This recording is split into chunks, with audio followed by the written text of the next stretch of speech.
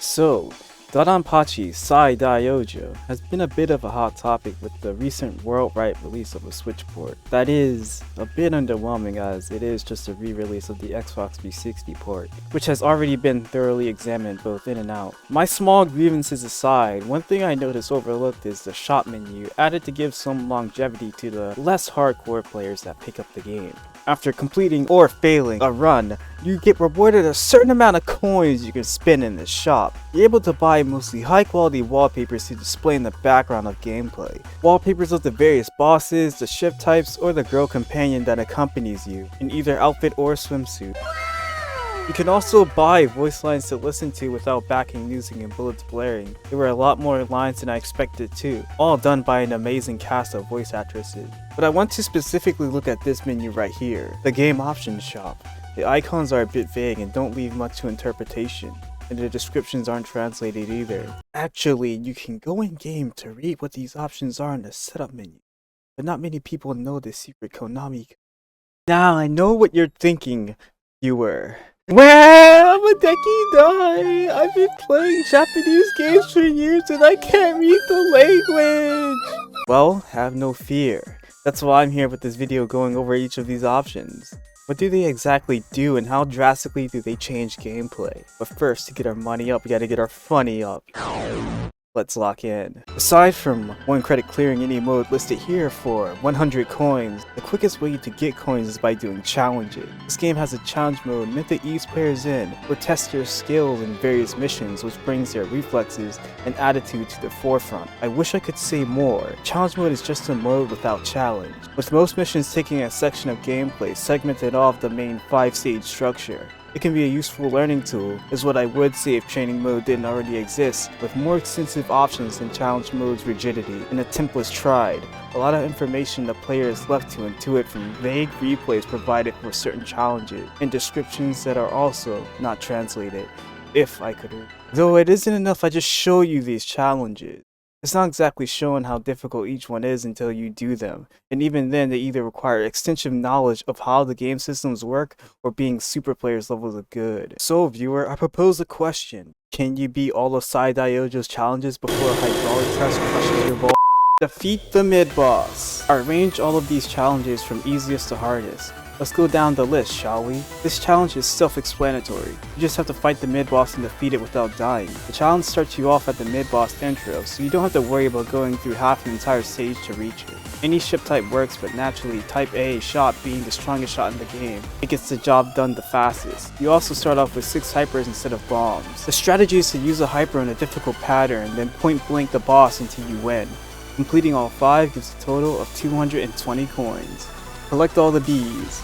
Arguably, this is the easiest as well, as all you need to do is dodge and collect the bee medals placed on the map. To collect them, you first have to shoot over it, and then laser it. Unlike the other games in the series, they're a bit difficult to see since the game uses transparency to hide them, rather than shining them silver when you shoot over it. And with all the bullets filling the screen, they easily fade into the background, becoming practically invisible to your peripheral vision. I couldn't find any maps of their locations on the stages like Daifukatsu and Daioujou has, so I tried making one of my own. It isn't as good, but I hope it helps. Refer to the link in the description of this video. You're generally placed on the far left or far right of the stage, and an easy way to remember the location is by counting how many are on either side. For example, 4 left and 3 right. Type C shot or type B shot are wide enough to keep the screen clear, so you can focus on finding the bees. The challenge auto fails if you miss one or die. Auto bombing is allowed. Defeat the boss. Similar to defeat the mid-boss, this time you're locked in a mock boss rush with only 1 hyper and a few bombs at your disposal. For the less experienced players, this game features replays you can view to learn a safe spot or two, or preview the patterns before heading into battle. Like the first challenge I went over, type A shot gets the mission done the fastest. Challenge 37. Charge the hyper during the boss.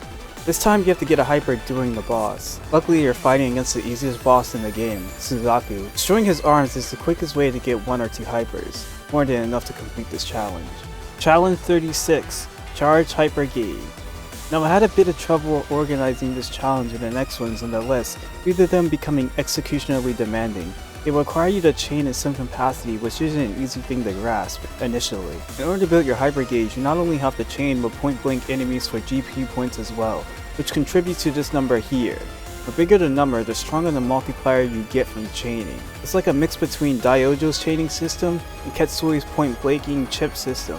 That's if I'm understanding this correctly, as it took me many attempts to figure out what to do and not die while focusing on where I should position myself. I use Type A shift to do this challenge since I'm used to its speed, and going from one end to another is important for building up GP points. You could probably use Type B, but Type C might be too slow or require extensive practice to complete this challenge. The challenge fails once you reach a mid-boss without one hyper. Because you have to employ some scoring tactics, you're gonna want to avoid bombing whenever possible. Bombing in this game doesn't break your chain, but it reduces it by 30%, meaning you're taking a hit to building up your hyper gauge.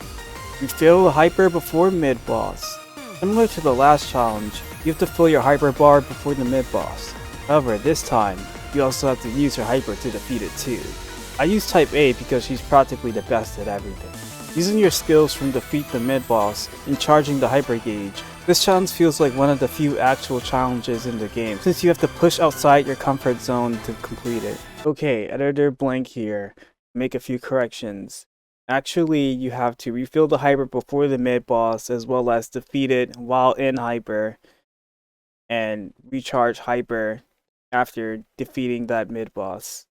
It's worded a bit weirdly, but let's just place this challenge at like the end section.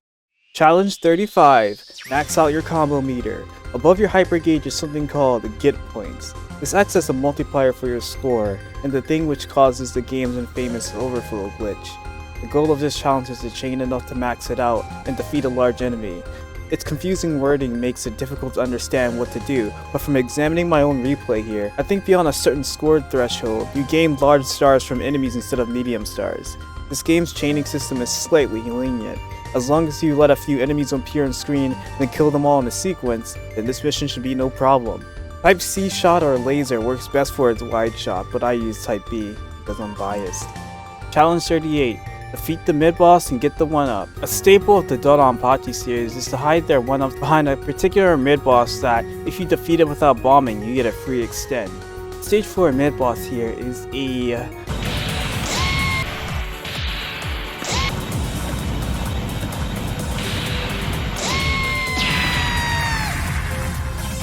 not exactly the easiest boss in the book. What's made worse is, unlike the previous defeat mid-boss missions, this one spawns the enemies in front of you for some reason. So I couldn't Type A it up because the routing is a bit stricter on it than Type C at the start. I had to do this mission on an expert because the patterns were a lot more compact and spread out. And unfortunately, I was not recording, so results may vary on this mission. Challenge 39. This mission entails you the stage 5 boss rush, where you have to defeat 4 mid-bosses. You get a couple of hypers to use between each boss, but that doesn't make it any less difficult. Sprinkled throughout are some enemies, so you don't want to relax after defeating each boss. Type A shot or Type B shot or laser have the damage and range to endure this lengthy mission. What? What is this mission?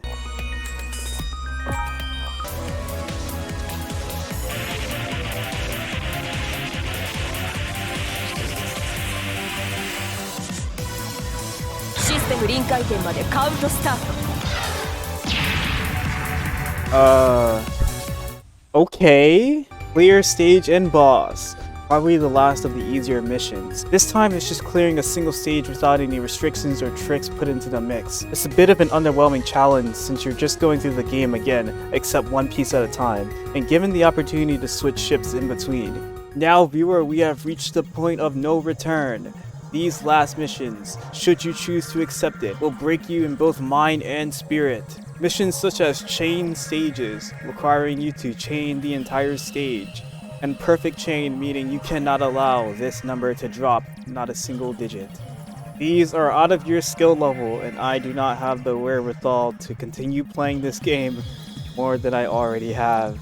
But viewer, there is one thing you must know about these challenges, is that they are repeatable, meaning you can spam the easiest one until you receive the amount of coins you desire. Now to get into the main part of the video, the cheats, the options. Starting with Auto Hyper. Functions as an auto bomb, but with hypers instead. It's kind of like a shield or revenge mode to let out all of your rage after getting hit by a stray bullet. Auto Shield. the actual shield. Getting hit depletes one bomb. It functions the same as the 360 at range, where you don't die until all your bombs are depleted. Both of these options are for noobs, and if you use them, or even buy them, all of STG society will make fun of you. Reduced Fighter reduces the size of your ship depending on the level. Ever wanted to feel like an overpowered ship in a good game? Your hitbox also gets reduced. You can get really small. Even on expert mode, you can move around without being immediately obliterated. You have to pay attention somewhat though. Reduced Bullet reduces the size of enemy bullets. Your hitboxes also change as well. It makes the game scarier, and I believe puts more bullets on the screen theoretically. On expert mode, this game becomes a nightmare. I wonder if some psychopath in the world could complete this game with this setting on. In conjunction with Reduced Fire, you get Dodonpachi, but for ants. In a way, this makes the game easier, but also harder because you can't see certain bullets. Invisible after image. When you fire the laser, your ship leaves behind an after image trail. It's cool, but you can make the game 10 times more lame by turning it off. Display enemy life gauge. I was surprised this option was unavailable at the start, given how prevalent gadgets are becoming in re-releases. This shows the life bar on top of enemies, and I like how it's specifically in a place you're able to look at rather than off to the side. This is also something already unlocked in the special 360 mode, so it's weird they made it something you have to buy in the shop. At least it's cheap. Automatic item pickup does what it says. Typically you have to use the lasers to have star items hone in on you. This makes it so stars fly to you regardless. You could probably do some score attack run with this setting turned on, but nothing legitimate. Marked B makes B metals blatantly obvious. They glow very bright. Do you hate your operator and want her to shut up? Well, I got bad news for you. Invisible operator makes her invisible on the screen, but she'll still give sound cues for when your hyper is charged and stuff. It's kinda lonely not seeing her in the background of gameplay, especially after getting used to it. Autopilot makes the CPU control your fighter, so you only need one hand on the controller, and the other, well, need I say more? The CPU doesn't go for medals or score and solely focuses on dodging bullets, like a Taz run. As well articulated the AI control is, it isn't completely infallible. It can still die to enemy hitboxes if you aren't shooting. I messed around with some settings to make it as inconvenient as possible to dodge patterns, and sometimes it can fail. Still an interesting setting though. You could probably learn how to dodge patterns with it, but practice makes perfect. Full autopilot does the same thing, except this time, hold on viewer, I'll be right back.